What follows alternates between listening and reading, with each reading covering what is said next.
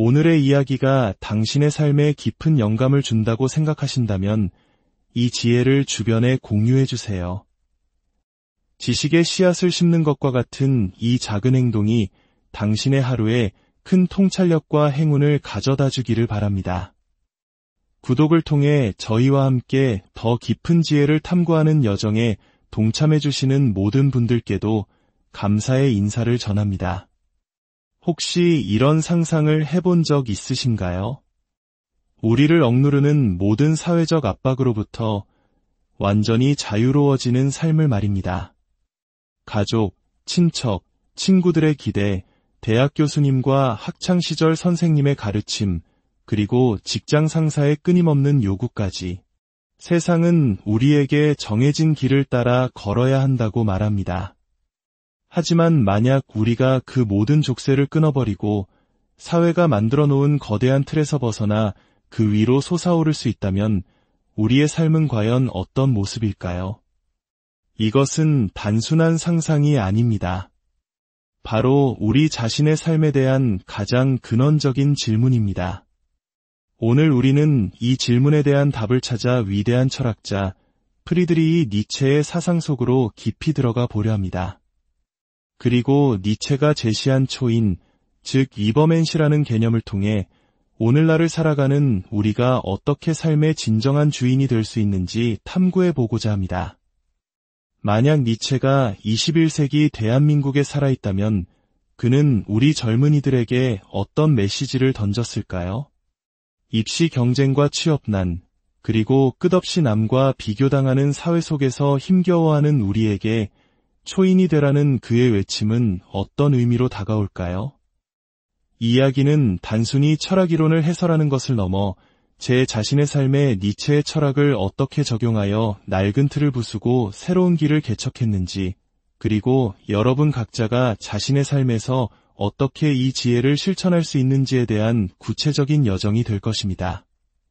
진정한 부를 창조하는 것, 즉 경제적 자유는 물론 정신적, 육체적 건강과 깊이 있는 인간관계까지 모두 아우르는 풍요로운 삶을 만드는 길.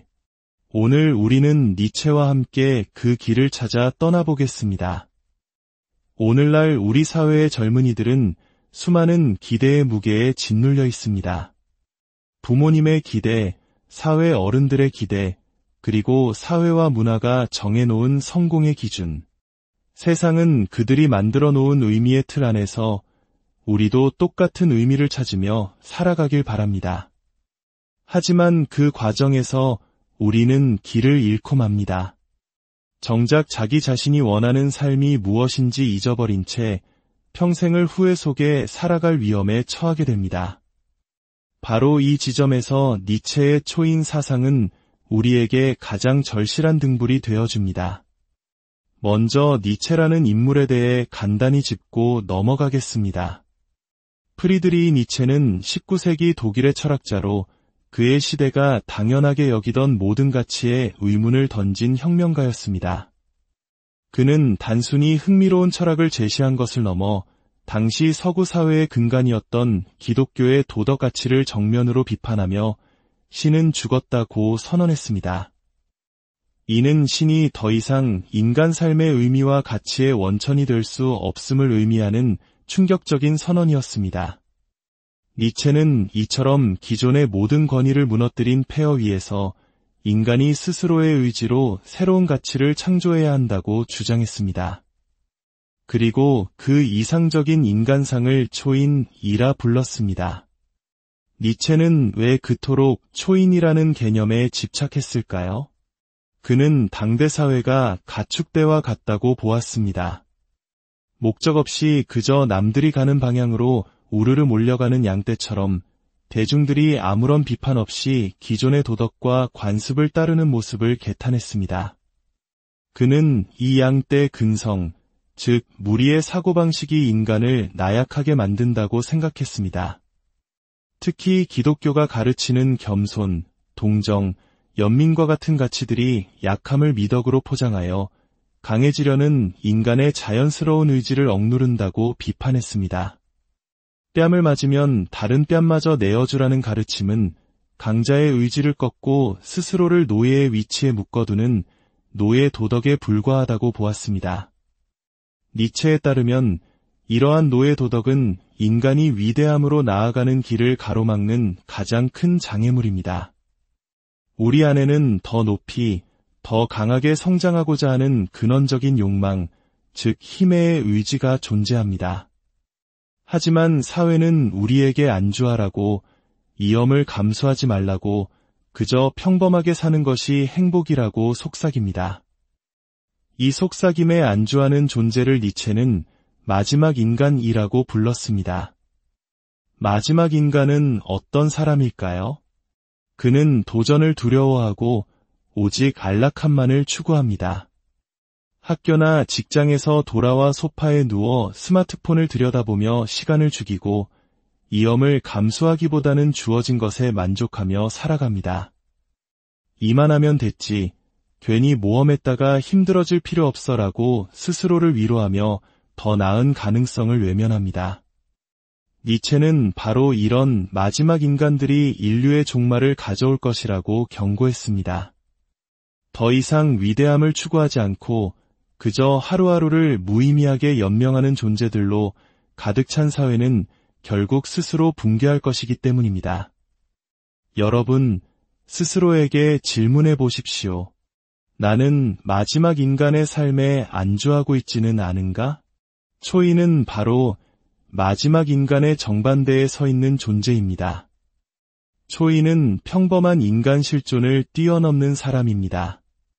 니체는 원숭이에게 인간이 웃음거리이듯 인간에게 초인은 웃음거리가 될 것이다 라고 말했습니다. 원숭이와 인간 사이의 거대한 지적, 정신적 격차만큼이나 평범한 인간과 초인 사이에는 엄청난 차이가 있다는 뜻입니다.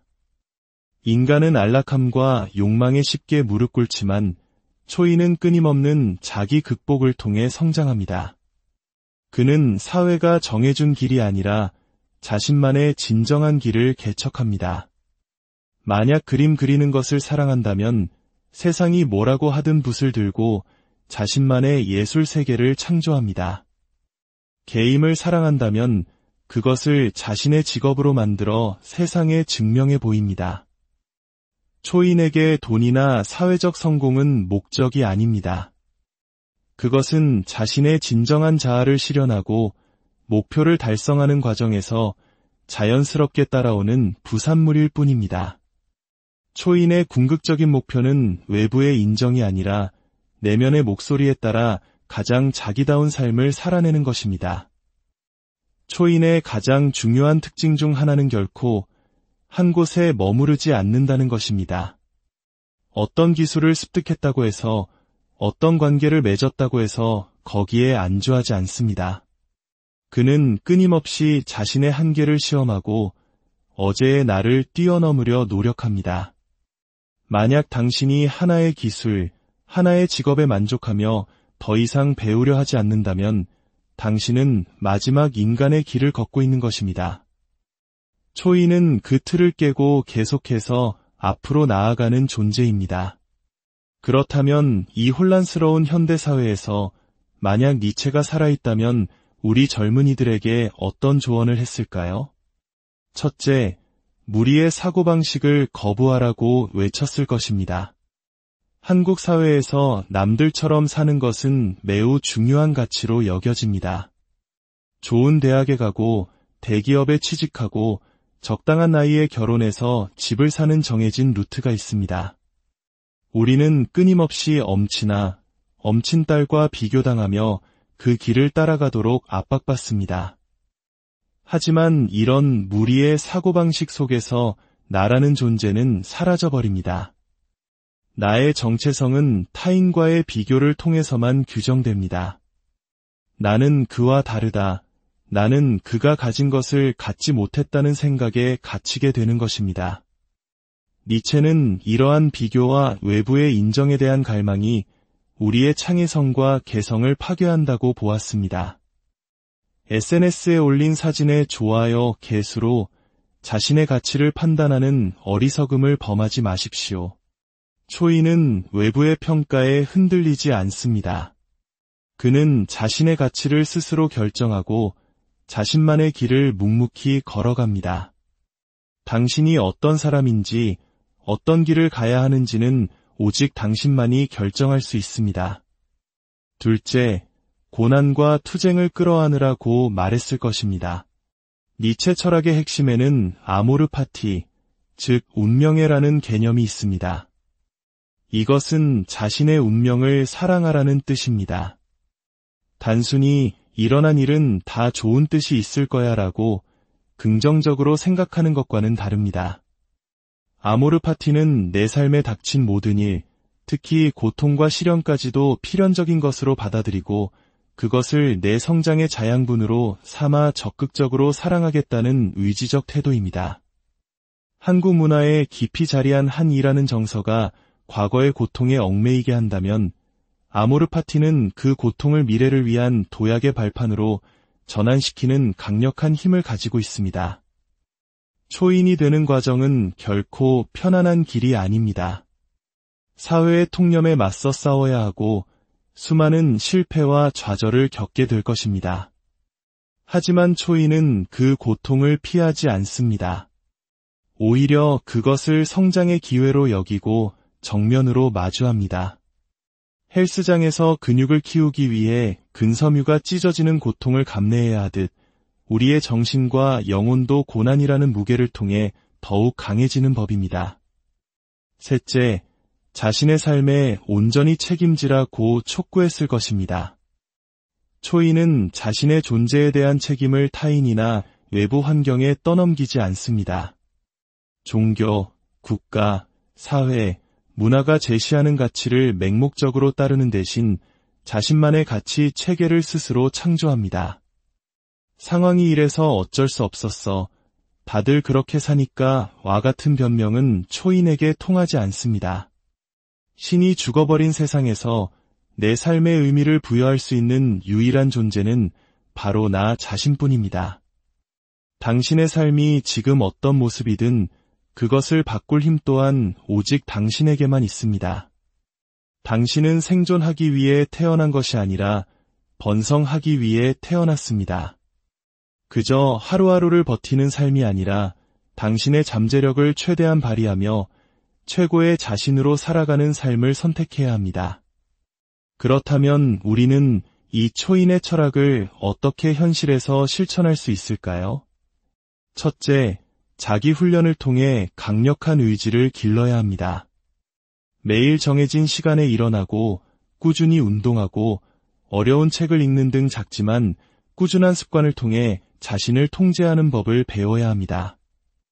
처음부터 너무 거창한 목표를 세울 필요는 없습니다. 하루에 책 2쪽을 읽는 것부터 시작하십시오. 작은 성공들이 쌓여 당신 안에 잠자고 있던 힘의 의지를 깨울 것입니다. 둘째, 소비자가 아닌 창조자가 되어야 합니다. 다른 사람들이 이룬 성공을 그저 바라보며 부러워하는데 시간을 낭비하지 마십시오. 당신이 직접 무언가를 만들어내십시오. 그것이 글이든 그림이든 영상이든 작은 사업이든 상관없습니다. 창조의 과정 속에서 당신은 수동적인 관객이 아닌 당신 삶의 능동적인 주인이 될 수 있습니다. 셋째, 철저한 독립을 추구해야 합니다. 타인의 인정이나 칭찬에 의존하는 습관을 버리십시오. 때로는 홀로 있는 시간을 가지며 깊은 자기 성찰을 해야 합니다. 고독은 약함이 아니라 내면의 힘을 기르는 필수적인 시간입니다.